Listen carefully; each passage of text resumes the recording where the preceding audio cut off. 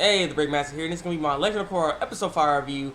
Another great episode here. A lot of love and romance in this episode. Showing love is in the air. And so, yeah, we understand the relationship status of each character. We end up seeing the first part of the episode. I'm gonna try to summarize this. See, the first part of the episode, we end up seeing Mako, Korra, and Bolin. They're all trained and everything, and they all seem to be on equal footing. And they know what to do, and they're like really good. They had their training down pat and everything. So after the training was done, we ended up seeing Asami mess with Mako, and Mako's like, hey, I gotta go on a date. When I come back, we're gonna do this whole we're gonna go in the tournament and start fighting again. And so, through all that time when Asami did come and, Mako's all being lovey-dovey, it was weird what he was doing. He's all doing a nose-to-nose thing, like, I'm like, okay, calm down, man. And that made Korra like, what the heck? Like, come on now. Come on. And so, it was just, so Mako and Asami left, and so there was Bolin just Korra, and Bolin was extra funny in this episode. He was hilarious. Oh, really love him. But he's like, yo, so, it's just you, me, alone, all by ourselves, alone, you could do anything, all to ourselves, alone. He's kept making that kind of thing, and then Korra's like, I gotta go to the temple and train, and he's like, oh.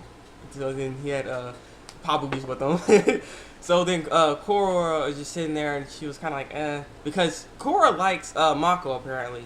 So she was a little disturbed by Asami and Mako.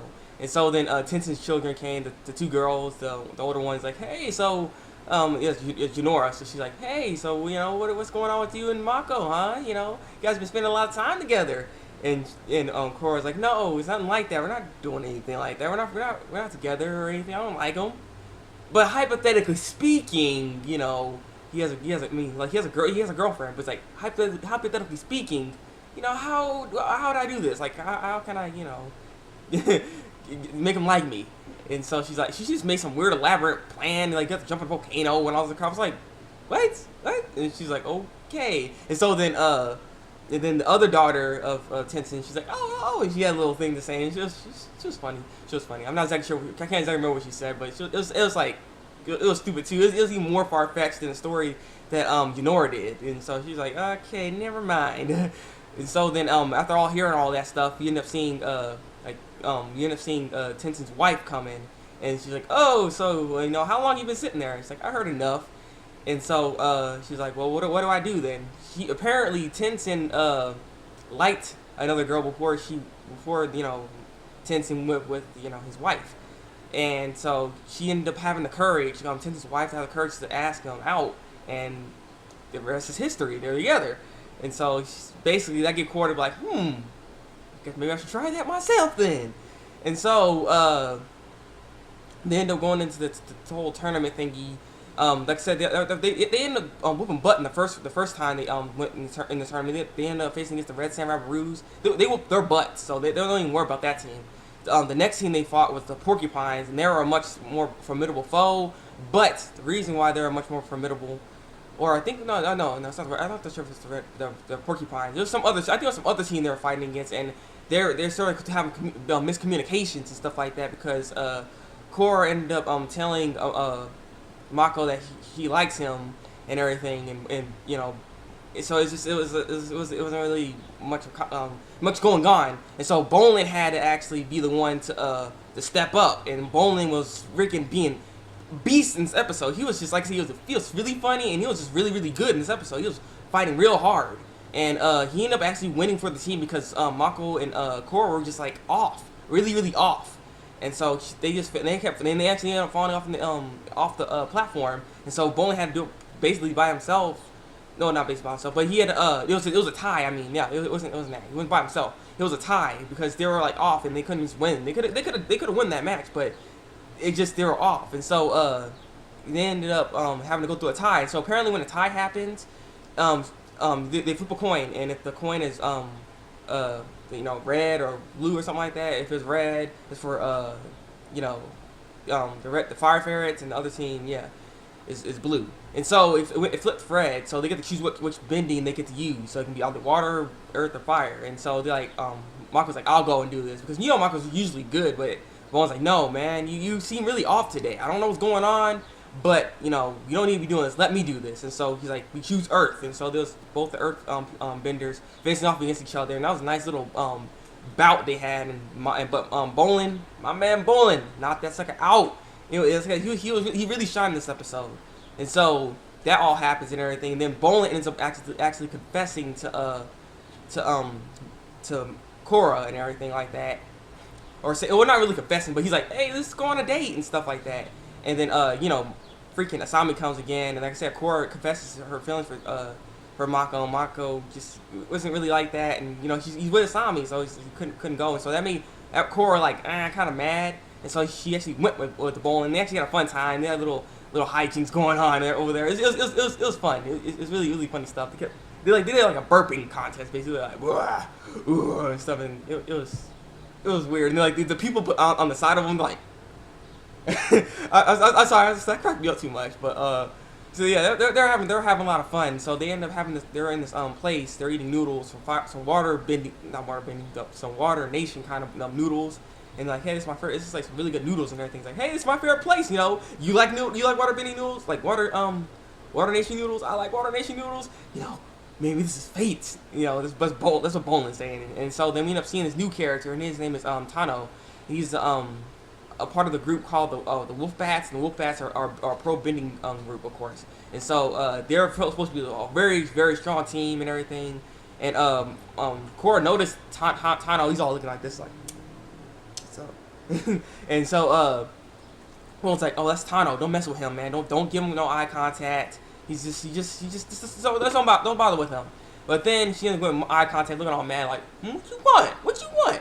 So then freaking Tano, he ends up getting up like, come on, people, come on, trying to look all cool and everything, because he has like a freaking entourage, and he's like, hey, all I see is a bunch of losers. And so Korra's like, oh, really now? And he's like, hey, you wanna fight, huh? It's like, you tested me? He's like, and then Bone's like, no, don't fight him, Korra, because if you hit him, we'll be disqualified. And so, you know, she was about to do something, but then she ends up calling her polar bear dog thing. I can't remember exactly. Naga. Yeah, he ends up calling Naga, and Naga ends up scaring the what's his name, Tano. And so Tano's like, he got scared. He's like, well, let's get out of here. And so, you know, that little stuff happens and everything. So then Bolin's all in love now. He's like, yeah, yay, and he's all happy and everything like that. Like I said, Mako and Korra are still like off and on and everything.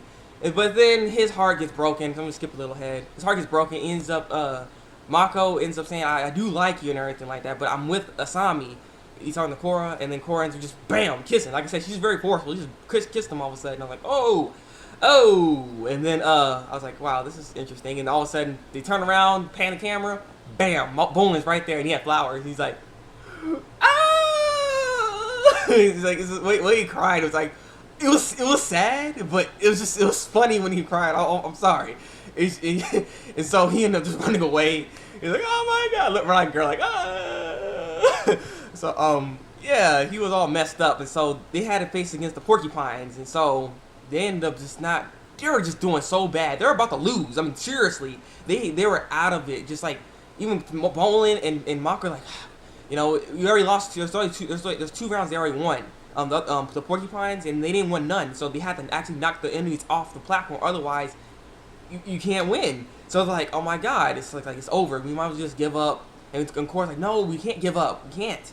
But it was like, we have to, because nothing really can really do. So they end up just going in there. Bolin actually gets hurt. He ends up like hurting his arm because the earthbending guy on the porcupine team ended up hitting his arm with that, you know, little disket, and it freaking like messed it up.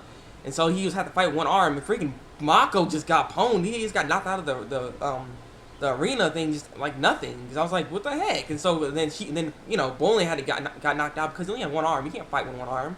And so Korra had to do this all by herself, and luckily, like I said, then we end up getting to see some Korra shine on this, you know, pro bending stuff. So Korra ends up actually shining through this, actually getting all 3 of them to get knocked out because they're all aligned in one spot. I don't know why they lined themselves like that to get hit with that water bending, and bam, they end up falling off the platform. They end up winning. They end up going to past the semifinals, and so bam, they're in, and they're like, wow, I can't believe it.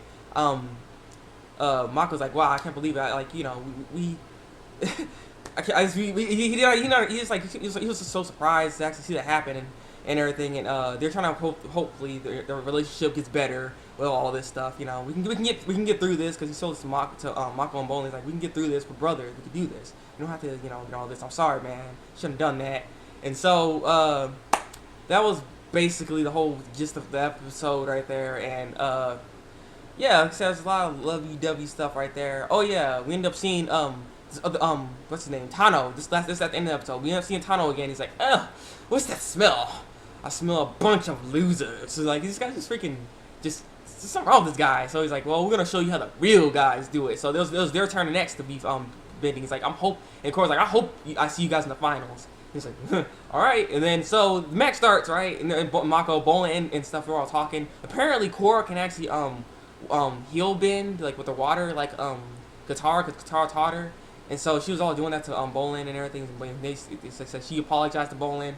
But after that healing, bam, the match is over already. It's like whoa, hold on a sec. How can it end that fast? It was only a couple of seconds. And so that's like, wow, that was like the end of the episode right there. So apparently they're going to be a very formidable foe, and in the pro bending circuit. So see what happens, see if they can actually defeat them, because these guys are really, really strong.